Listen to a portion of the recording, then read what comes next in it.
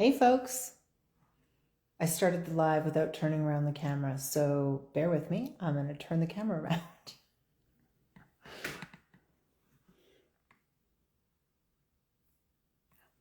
There we go.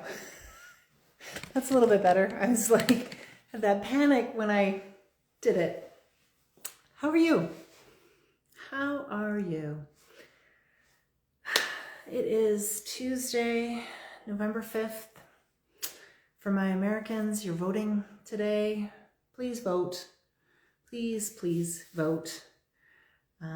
It will come as no surprise who I would support if I was American. Definitely no surprise as we play with rainbows all year.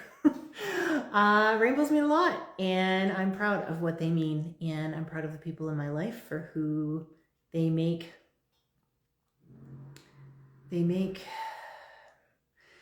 it known that there are other people in the world who are proud of them too, and that they belong and they exist, and that we are happy that they are with us.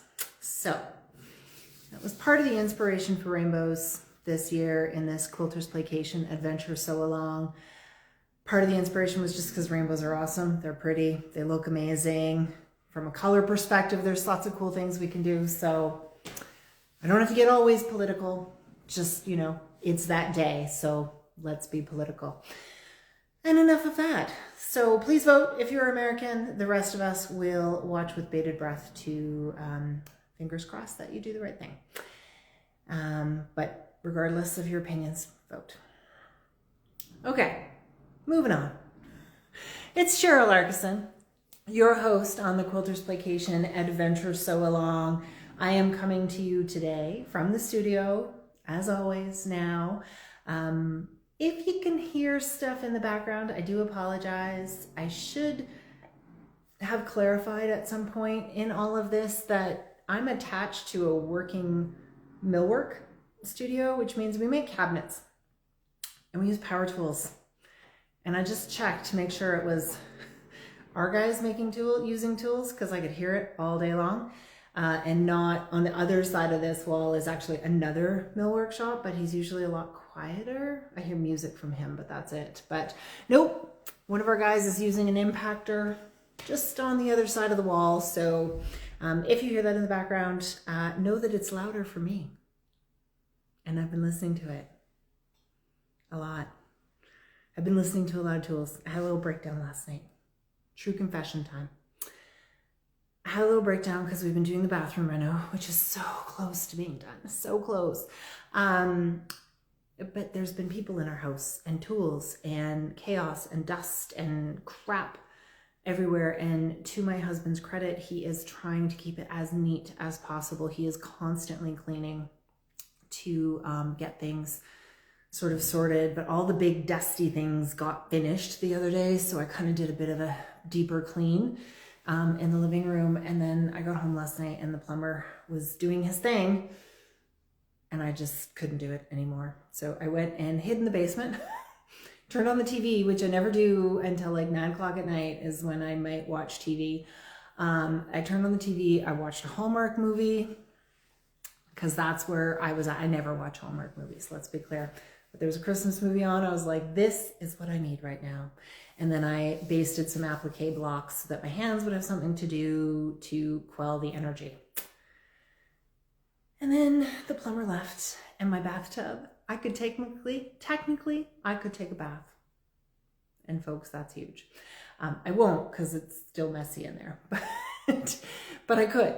And had dinner with most of the family and calmed right down and feel better. So now I'm here today to play because that makes us feel better too. And I'm sure a lot of us have kind of energy today if you're joining us from the States. Well, everywhere really. So play is good. So I went for comfort today in our rainbow. We are doing kind of a variation on a 4-patch Drunkard's Path kind of block. So it's improv curves, really simple, but they're a comfort block for me. They're easy. And we're gonna just enjoy a little bit of sewing, right? Not rocket science sewing, just a little bit of sewing, because it will feel good and it'll make I hope, because I didn't get time to make the block in advance, so I hope in my head it makes a really cool block. And we'll have fun with it. So I've kind of got halfway through and then didn't have time to finish. So let's head over here. We'll flip the camera around. There's the ladies there. And then let's look at the table here. Like my new water glasses. I like them. They're pink. And they're pretty. So this is the half that I have made. Bear with me. I will explain why there are 3 of these when I said it was a 4-patch. So our rainbow has 6 colors. You can choose to simply remove 2 of the colors, but the way that the block gets assembled, I kind of wanted to use 3 colors. And what that means is we're going to end up with 2 sets of 3 coordinating, and we're only going to use 2 of each. So you will have bonus blocks from this. Will we use them again? I'm not sure, but they'll be useful for something. You can tack them onto the back. You can make the label out of them. You can repurpose the fabric for scraps at another point with our remaining blocks, but don't stress about having the 2 extra blocks is what I'm getting at. So I did mine in sets of 2. You can mix them, or sets of 3. You can mix them up in whatever order. I kind of stuck with a semblance of rainbow order, right? This is the first 3 colors. These were the second 3 colors. And we're going to stack our fabrics all right sides up. Right, we're doing improv curves, which means we're going to be cutting through all of the layers right sides up. So I'm just going to set these aside for now. We'll decide which ones we're going to use afterwards. And we're going to go ahead and we're going to make a cut, our first cut, and I'm going to make the bigger cut. We're going to make the first cut through all 3 layers. Just got to move this because it's very awkward for me to cut kind of around it. So you want to make sure you're pushing down well and that your rotary cutter blade is sharp so that you get through all 3 layers. Now I'm going to take this top one, stick it on the bottom, and change up the order. So it's kind of that stack and slash kind of idea. And now we're going to go ahead and we're going to sew all these pairs together. So I'm just going to flip it this way and move you over here, right? You know that I like to sew with the concave on the bottom, and so that is indeed what we are going to do. Let's move these even more so over here, and then I'll just chain piece these. Remember, we come in about 1/2 inch because there's no seam allowance when we stack and cut this way. So if I line up edge to edge, it would give me a giant bit at the bottom. I'm just trying to mirror the curves as best I can and cut that difference so that it's more centered, I guess is the best way to say it. So we do one, we'll do another. And remember, when we're sewing the curves, I'm only worrying about that 1st inch in front of my needle lining up. So I will stop and adjust as I go. I like to have my machine set with the needle down so that when I stop, it's holding everything in place for me. Because if you can't set your machine that way, it's good to get in the habit of stopping that way so that things don't move around on you. Okay, we'll do this last one. Remember, you're guiding your fabric through. You don't want to be forcing it, stretching it out. None of that.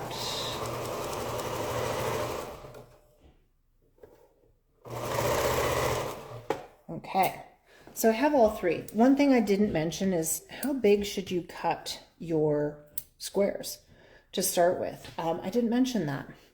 Because there's two things to keep in mind when you're trying to decide how big you want to do it. So I'm just going to be over here pressing while I chat. There's two things to factor into this, is the size overall of your blocks that you're making. So I'm making 10.5-inch blocks, and this is a 4-patch, which means I'm going to want to have blocks, if we're making it, we're going to assemble it precisely to get to the 10.5 inches. I need 5.5-inch blocks. So take your, let's say you're doing 9.5-inch blocks. You're going to take the 9.5 inches, take off your seam allowances, so that's 9 inches. Divide that into 2, that's 4.5. Now add your seam allowance back, that equals 5. So I will know for my black and white ones that I need 5-inch squares when all is said and done. So these ones, I'm taking 10.5, take away the 1/2 inch for seam allowance, it's 5, and then that's 10 divided by 2 is 5, add the 1/2 inch back, that gives me 5.5 inches. So that's what I know these are gonna have to square up as. That is not, let me be clear, that measurement that I just gave you is not the size you are going to cut your squares, because once we start doing this, you'll see, because we have these extra bits here, that would be too small. So my rule of thumb is that for every curve you're going to cut, you want to make that block, that initial block, 1 inch bigger. Now I'm cutting 2 curves. So that means I wanted to cut my block 2 inches bigger than 5.5. So that's a 7.5-inch square. Give or take a few millimeters, that makes no sense when we're talking about inches, but give or take a 1/4 inch or so. So we're adding 1 inch for every cut. If you only plan on doing 1 cut, then you only need to make it 6.5 inches. If you want to do 3 cuts, then you would make it 8.5 inches. See what I'm saying? And it's because we haven't added seam allowances, so we end up with these extra bits here, which are going to get trimmed off. Okay, so I have all of those blocks pressed, and I'm going to line them up again. I'm not going to line them up along this edge or this corner. I'm actually more or less lining them up on this corner because I'm going to be making a cut here. Right? So this is my priority kind of piece, not so much up here. Let's head over here and you can see what I mean. Okay. Again, it doesn't have to be perfectly lined up. Just remember, right side's up, roughly lined up in this corner, and then we can make another cut. Now we can make this as little as we want or as big as we want. And I don't want this part to be super skinny, but I don't want it to be huge either. I'm going to make it a little bit bigger than my other ones though, just for variety's sake. So you can see on the first blocks that I did, it's about 1 inch wide. Here, I've probably cut a little less than 2 inches. So then with seam allowance, it's going to be a little bit bigger than that, but not terribly different.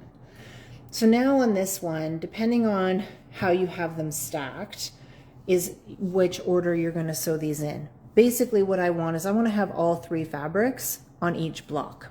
So I need to add orange to this one.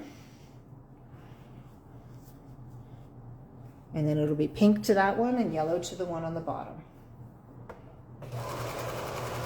It's the same technique for sewing.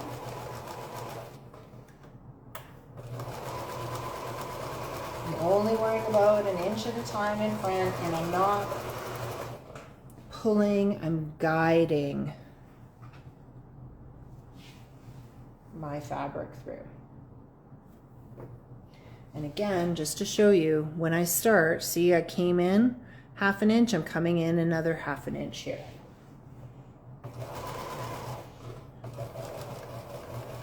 This is why we cut bigger, because now when it comes time after I've sewn and pressed these and we trim them, there's actually not a lot of wiggle room for trimming.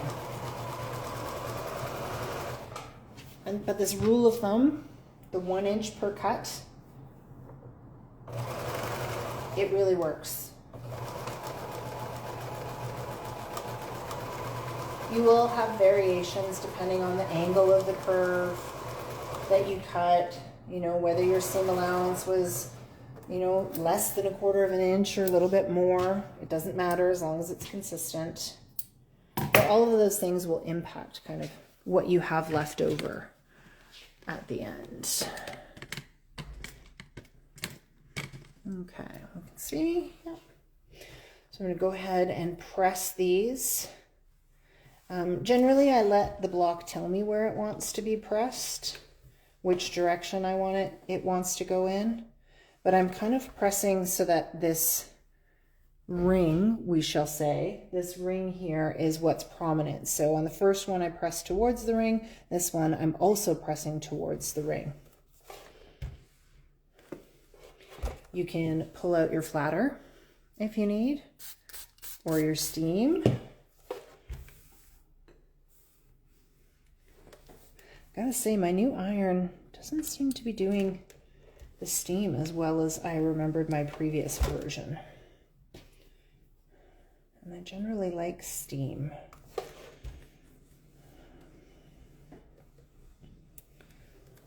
I might just have to, I've kind of been plugging it in and just going for it. And I may just need to pay a little more attention to my settings, because I just changed it a little bit and that kicked up some steam for me. But I know not everybody's a steam person. That's fine, that's fair.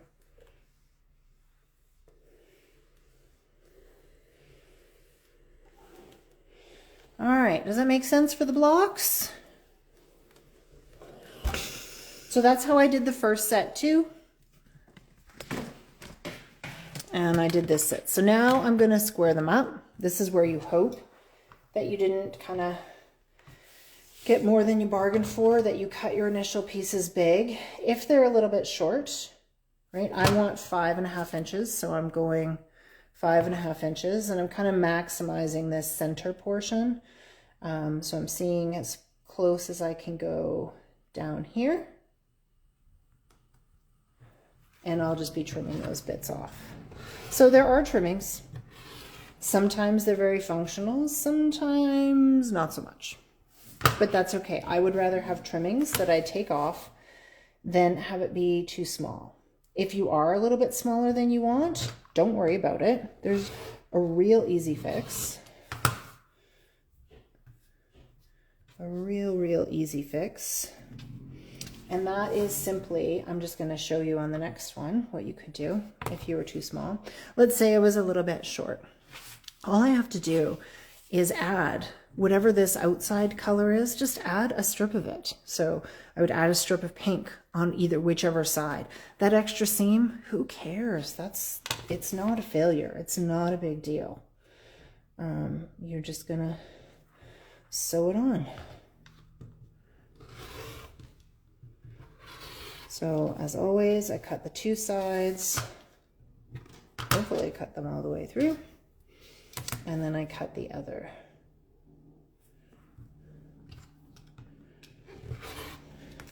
If you're one of those people who looks at this and goes, oh, I don't want all those trimmings and that's waste and everything, my advice to you would actually be to cut them even bigger to begin with, so that the pieces that you cut off are very functional scraps. If it's going to bother you, because if you try to go smaller and eke out without having to do any trimming or to do the minimal amount of trimming, you run the greater risk of making it too small. And then you're just going to have a lot of too small blocks that you have to then redo or fix. So I would rather err on the side of caution and having leftovers and scraps to deal with, like that pile there, than be too small and have to fix those errors later. Okay, so there's my 3 sort of mini quarter rainbows we've got going on. So now I'm going to decide, this is a 4 patch. So just to show you what we're going to do, I'm just going to roughly kind of lay it out with 2 blocks just to show you, is this sort of idea, right? Like that. So you can play around because we have bonus blocks. Maybe I want a different combination, right, of blocks. Which ones do I want? I don't know. I actually really kind of liked the way that went with those 2. I liked those 2 blocks. These ones, I'm kind of...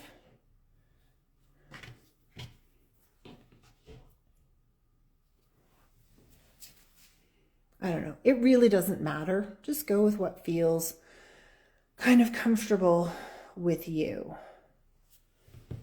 Right?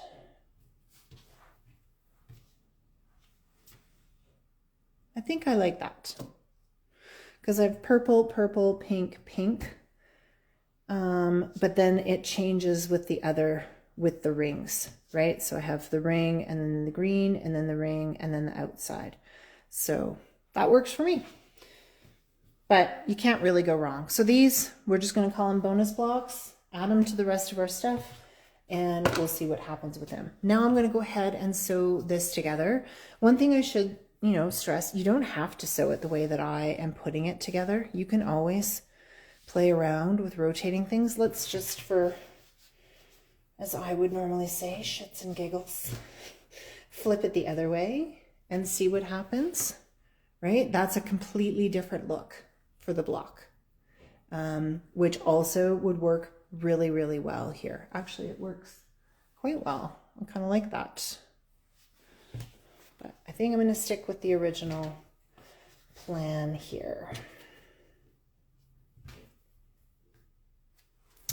There we go. So now I'm just going to sew this together. I'll sew this seam, chain piece to sew this seam, press them, and then sew that final seam.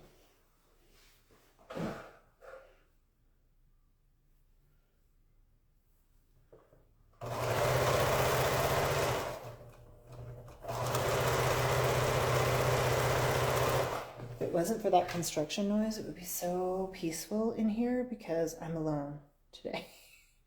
That was part of my breakdown last night, is having an extra person in the house who is lovely and the most polite kid you could hope for, but it is an extra person and we don't have that big of a house. And the driving and the feeding and then extra people with the construction. So yeah, it's just been a bit much. I nearly came down here last night just to get a break from it, but I managed to calm myself down, so we went with that instead. Okay, so when I press these, I'll show you in a second, because I'm just going to press them and then I'll move the camera. Because now we're doing sort of basic 4-patch construction. So to make my life easier, what I've done is I pressed this one that way and this one that way. So now when I go to sew them together, here in the middle, the seams are going to nest nicely for me. Pretty straightforward.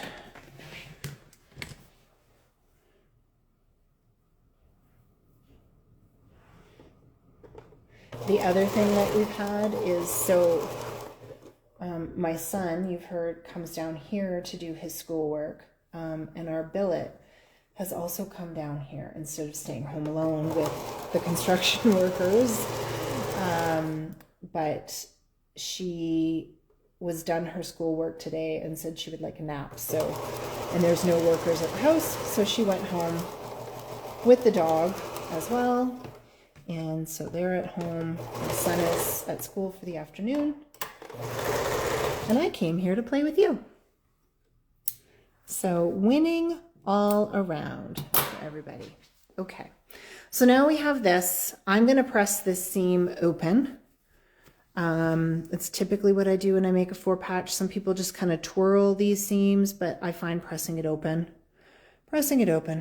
there works just fine for me, especially because these are bigger pieces. The twirled seam thing works great when it's smaller pieces. Oops, I did flip one of my seams. I could fix that, but I'm not going to stress too much about it. So I'm just going to press it nicely from the back and not worry.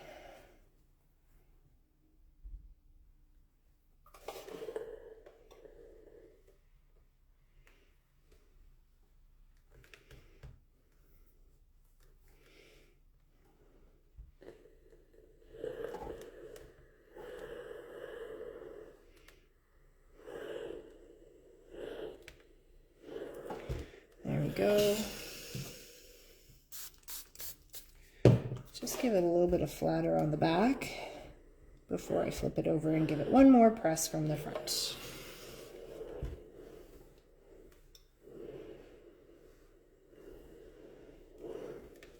And there we go.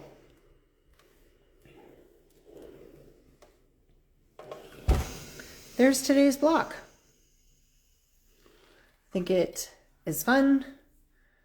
It adds a nice, interesting element to the quilt. There's a little bit of order to it in our rainbow, but also a little bit more fun. Not quite so 6 colors in a row along the way.